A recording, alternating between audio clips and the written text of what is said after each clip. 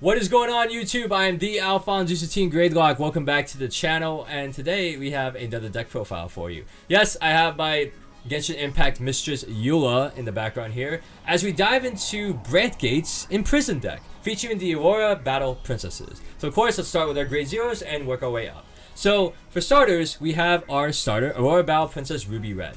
Now, this card, of course, like all of the OverDress starters, on ride, if you went second, you draw a card. A little different from B Premium, but it's a little bit more incentivizing for going second, although not as much as going first.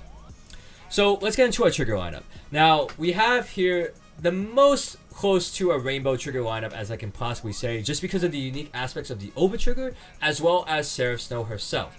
So for heals, of course, for heals, you're always going to need to heal out your damage. You have no idea how important it is to max out your defense resources, especially in a Saki game that has an over trigger. So 4 heals. Then I run 4 criticals and 3 draws. Now, this is the ratio that I like to play around with the most, depending on your playstyle and how you want to go in with Seraph Snow. This is also kind of contingent on how your locals meta is, if they want to engage in the counterplay whenever they face up against the prison quote-unquote horny jail deck. So I like to run 4 crits and 3 draws. 4 crits and maxed out at 4 just to go off with the combo of the over trigger, but draw trigger because I keep them at 3 because I realize that all my opponents are counterplaying me to make me have no Trinity Drive once we get to Seraph Snow. So that's why I keep my draw triggers at 3. If you feel like your meta is a bit more aggressive, I can always go 5 critical and 2 draws. So that's the other ratio that I would like to playtest down in the future, but between what I've been playtesting against and the counterplay that I've been going off of, I want to have maybe 3 draw triggers instead of 2 and 4 crit triggers instead of 5. Now, the next one is the 4 fronts. This is the one trigger I always want to keep consistent, like the heal triggers, because front triggers, they offer so much defense and offense value. Being able to give your front row 10k not only protects your Vanguard, but also protects your rear guards as well. And I run a limited amount of them because I want the quality over quantity. And then finally, we have our Over Trigger. And if you don't know what this Over Trigger's name, I'm going to say it right now to make sure that I get the name right. Of course, Star Dragon Deity of Infinitude Elder Breath. Now, Elder Breath is the wombo combo of Over Triggers, where there is a particular thing I like to call the Brandt special, where on drive check or damage check, 100 million power to a unit, and draw a card. Remove it from the game. Essentially acting like a pseudo heal trigger, as well as, you know, your draw trigger and mega power booster. But the additional effect that it has is that on drive check, you double the power and the critical of all your front row units. So it takes the final power of all your current front row units and doubles it, as well as putting a magic Force 2 gift marker underneath them normally to double their critical from 1 to 2. Unless you put, you know, a crit trigger on 1 or 1 of your units or 2 units, depending on your Trinity Drive status, and you get to double a critical from 2 to 4 potentially, or even 3 to 6. It's scary. I've actually been on the receiving end of a Brandt special where my opponent drove check a critical trigger, then drove check the over trigger, and I was at 2 damage, pushing me from 2 to 6 for the loss. And no, I did not drive check, damage check my over trigger in response. So Brandt has that extra special Saki tech that you have to be careful about guarding, especially if you find yourself at 2 damage. And it's like Twin Drive, I'm like, please don't give me the Brandt special, please don't give me the Brandt special. A lot of the times you're going to avoid that, but when it does happen, it just kind of feels bad. It just ends around really potentially quickly. So that's why Elder Breath I always like, and it also warped away how I looked at my my trigger lineup, because I want to make sure that I do have crits and draws to make sure I have a solid function of trying to hit the Brandt special as much as possible, especially when Seraph Snow has Trinity Drive. So Elder Breath, you always want to include. I'm not sure what other cards could be used or released in the future that will be over triggers, but Elder Breath is personally one of my favorite over triggers in the whole OverDress format. And so that's my trigger lineup. For the grade 1 lineup, I have 20 grade 1s.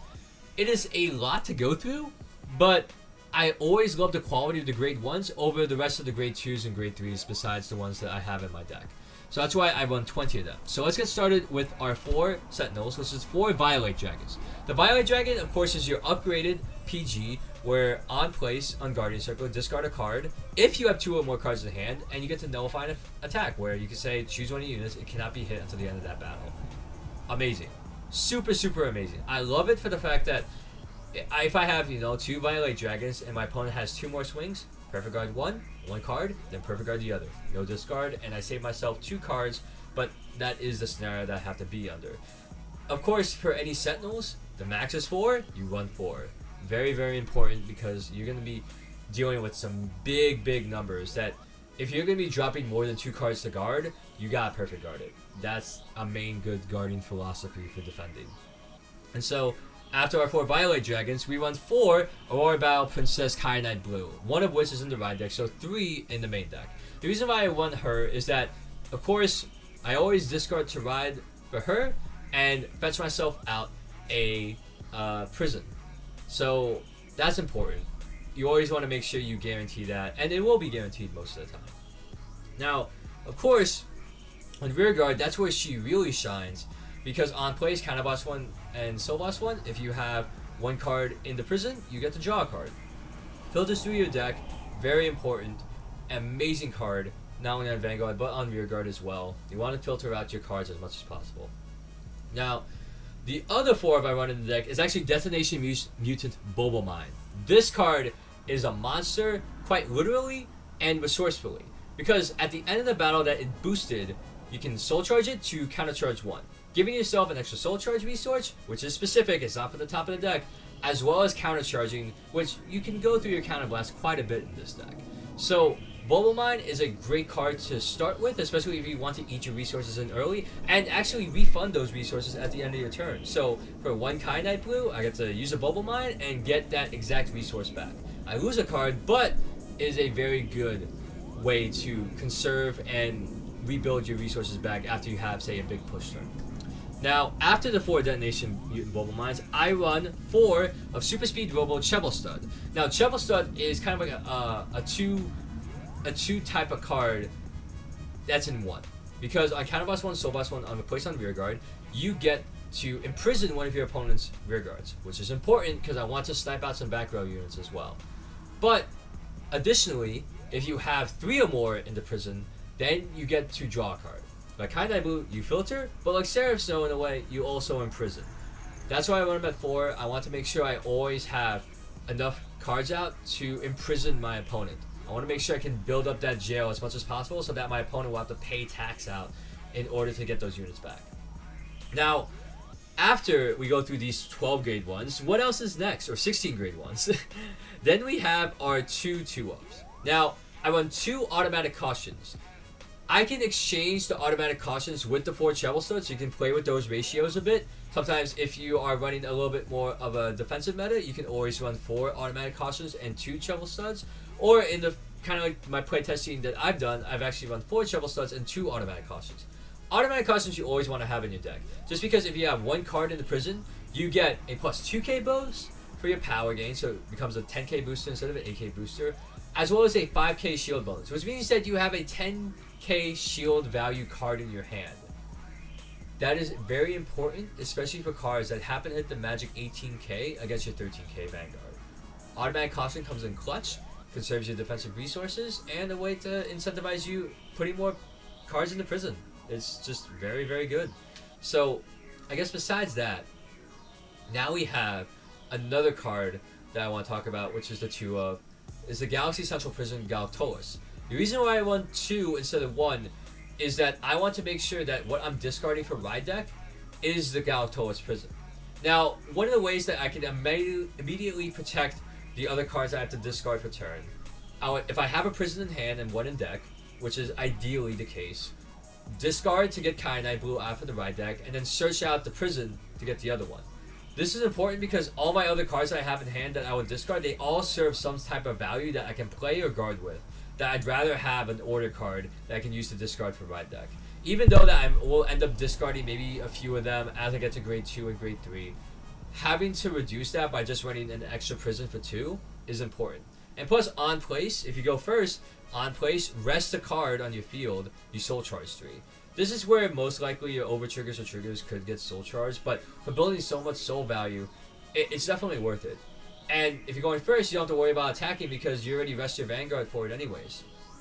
Now, it's the set order that the entire prison strategy is based on. Of course, if there happens to be some cards that get rid of set orders, you want to keep that in mind, so be careful with that.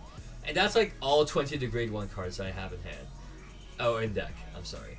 And then next, let's go into our grade 2 lineup, which there are 9 of them. So one of which is in the Ride deck is going to be Aurora Battle Princess Reset Pink. Now this card on Vanguard placement, it does an awesome pseudo Chaos Breaker shout out where it imprisons one of your opponent's cards from hand.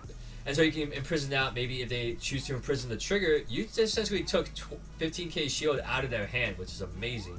Or you get to take out one of the cards that they have to pay tax for or pay the bail to get them out onto the field. So Reset Pink, she's only good on the Vanguard. I do not like her on Rearguard. Swings for her only 12k on Rearguard, not really feeling it for me, so that's why I only run one card, and that card is in the Ride deck. Very awesome function, I'll keep it at that. Then, the next card that I run of, this is a 4 of, it is 4 of Grapple External. This is kind of like your opener Rearguard you want to do if you want to try and pressure your opponent a bit more. If you have at least one card in the prison, he gains 5k. So he becomes a 15k beat stick. Very, very powerful. I do love him for that, and plus he can draw some aggro away from your Vanguard in that sense.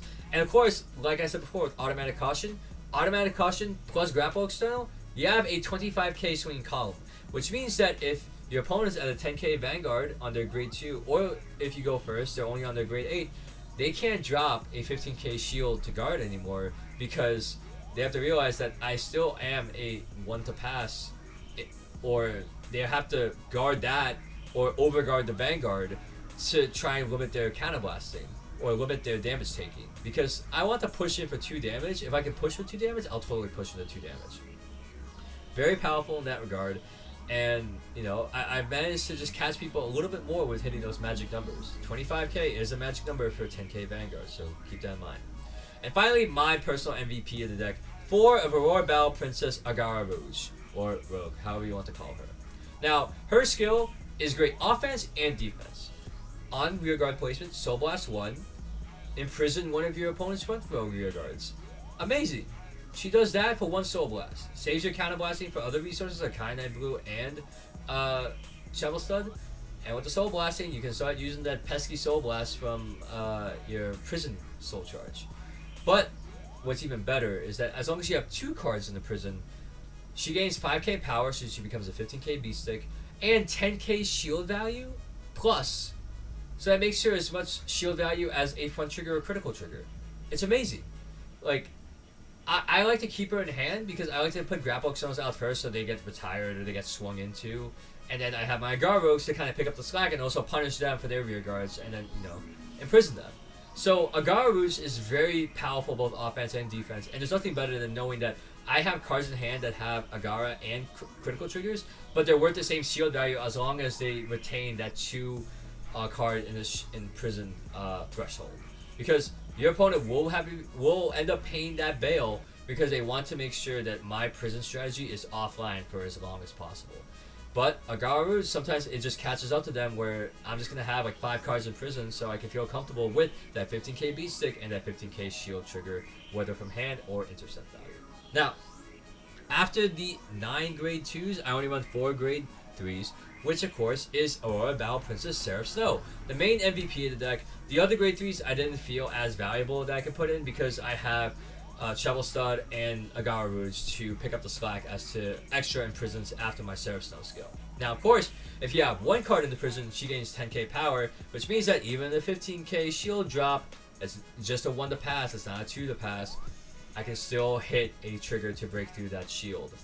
And then, if I happen to have 3 cards in the prison, she gains Trinity Drive. The fact that we got Trinity Drive this early is amazing. And the fact that my opponent I don't have to worry about my opponent taking out cards from the prison during my turn, I will retain that Trinity Drive.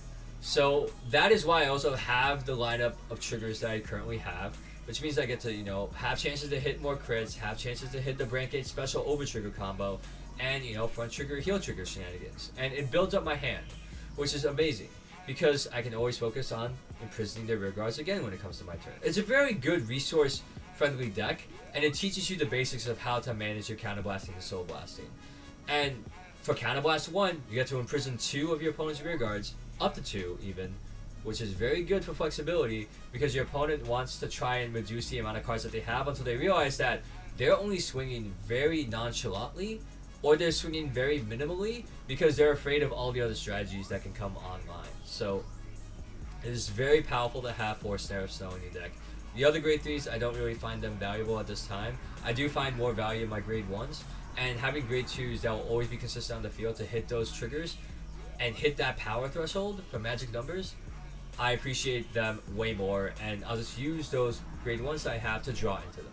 And that's it for the deck profile. I hope that you've enjoyed this particular build that I put together. I hope that it helps you understand what my philosophy is towards a Brandt deck profile versus the last deck profile I did, which was the Dark Sage deck profile. And yeah, feel free to comment down below. Of course, I'm going to keep the audio background song lower than usual just to make sure that you guys can hear me. Feel free to comment down below with any more feedback, comments. I do appreciate it. I don't know if you want to see, I like this overlay just because, we're a Monasterio, and being able to put in any type of waifu, mistress type of character in this background as you're showing off and maybe my other hobbies, but it's nice. So thank you again for stopping by and listening to my deck profile. I hope that you have a good rest of your day, and I'll see you all guys in the next video. The AlphonZeus Team Gradelock signing out. Cheers, guys. Ooh.